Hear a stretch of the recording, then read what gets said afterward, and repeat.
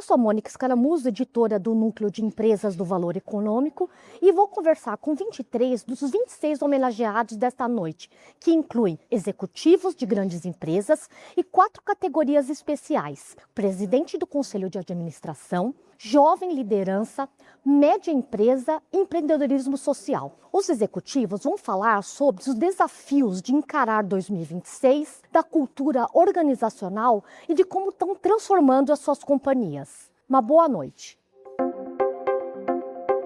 Bruno, como você vê o ambiente de negócio para os próximos meses e quais são os desafios? Quando a gente vê o começo do ano, vê que a curva futura de juros, de fato, ela mostra no final do ano com cerca de 200 a 250 basis points acima do que a gente começou esse ano. Porém, no nosso setor, a gente vê uma resiliência, da demanda. Quando você vê venda de carro zero, 14% de crescimento ano contra ano no varejo, então uma resiliência forte, um crédito bem disponível. Então a gente vê que está num segmento e a Localiza aproveitando essas oportunidades.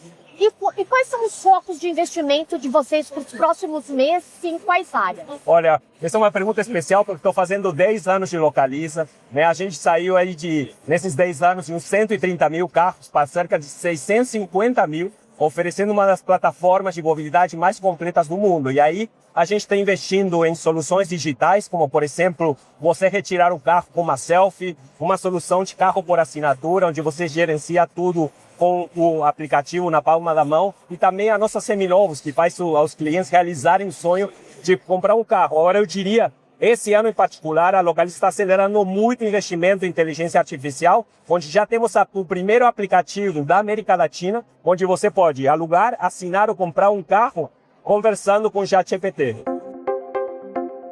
Fernando, quais são as suas expectativas para o ambiente de negócios nos próximos meses e quais são os desafios?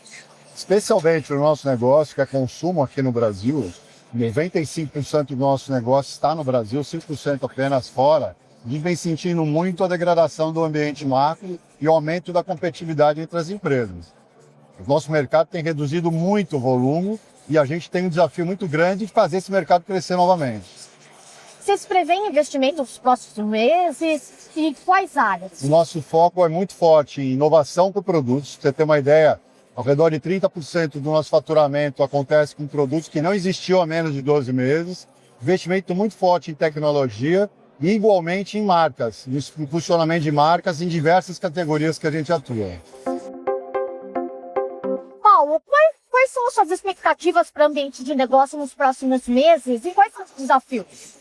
Felizmente a gente tem um nível de atividade econômica ainda muito dinâmico. Porém, tem o desafio do endividamento das famílias. Eu acho que essa é a principal preocupação, o nível de inadimplência, que é algo bastante sensível para todos os negócios, e o nosso em especial. De toda forma, a gente vê que essa é uma métrica ainda bastante controlável. Eu tenho falado ainda porque há um cenário de volatilidade e instabilidade no mundo todo. Tá? Não sabemos o como isso pode afetar o segundo semestre. Mas acredito que a gente tenha o vetor de desenvolvimento da economia, nesse momento, num patamar mais elevado do que se imaginava até. Então, uma coisa tende a compensar a outra. E para a Working, no caso, quais são os investimentos que estão por vir e quais áreas que vocês estão olhando? Tecnologia, em especial, não somente pelo aspecto da inteligência artificial, por essa perspectiva, mas fundamentalmente pelo desejo de jornadas mais fluídas para os clientes de uma forma geral. Tempo é o ativo mais escasso. Tecnologia nunca nos favoreceu tanto para esse desenvolvimento e é o principal investimento que nós temos feito nos últimos anos, já com impacto no ano de 2026, mas notadamente 27 e 28 a gente deve ter muitas novidades aí em jornadas para clientes. Paulo, como que você vê o ambiente de negócio para os próximos meses e quais são os desafios? Olha, o nosso negócio, somente a parte de hospitais, onde a gente faz a maior parte dos nossos investimentos, são operações que a gente demora às vezes mais de uma década para ter o retorno. Então a gente procura ter uma visão de muito longo prazo e não olhar muito as questões do ambiente, obviamente, ano de eleição, turbulências, incertezas, mas a nossa perspectiva, de novo, não dá para você escolher investir ou não investir num hospital que, entre construção, desenvolvimento de projeto, capital de giro, o retorno que você vai ter, muitas vezes demora 12 anos. Então a gente tenta deixar o mercado, né, que está ali é muito mais volátil e turbulento em função dessas questões políticas e questões mundiais, geopolíticas. Procuramos ter a perspectiva de olhar o nosso negócio, as oportunidades dentro do nosso setor e manter a cabeça de que a gente continua vendo o Brasil como um país com grandes oportunidades para o setor de saúde e por isso a gente continua investindo.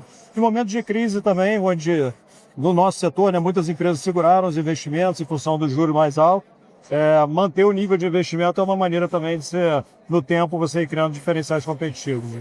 Em termos de negócios, o seu, como que vocês veem investimentos nos próximos meses? Em quais áreas?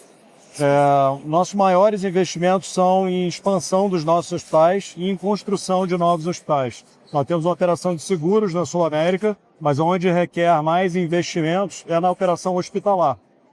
Então, a gente continua com o nosso plano. A gente, aliás, acabou de reafirmar agora no formulário de referência o nosso plano de expansão, onde a gente está adicionando nos próximos anos mais de 3 mil leitos. Então, a gente está mantendo o pé no acelerador, acreditando no Brasil, como a gente sempre acreditou, e acho que a gente vai ser bem sucedido, como sempre foi. Gebara, como que você vê o ambiente de negócio nos próximos meses e quais são os principais desafios? Olha, desafio a gente sempre tem, Mônica, mas a gente tem investido muito no Brasil. Vamos continuar investindo esse ano. O ano passado foi um investimento superior a 9,2 bilhões de reais. Muito em infraestrutura, né? Infraestrutura de fibra e de 5G. Isso tem nos permitido também criar novas soluções tecnológicas para os nossos clientes. Vamos continuar nesse investimento e cada vez mais o cliente, pessoa física e pessoa jurídica, demanda uma vida mais digital e a Vivo quer acompanhar esses clientes nessa jornada. E olhando o segundo semestre, o próximo ano, vocês prevêem investimentos ou vão manter, vão expandir? Como que você... A gente não dá guidance de investimento, mas a nossa meta é continuar investindo. A gente vem crescendo nos resultados, em receita, no EBITDA, na geração de caixa. Então isso nos dá todas as condições para continuar o segundo semestre com muito bom investimento, sim.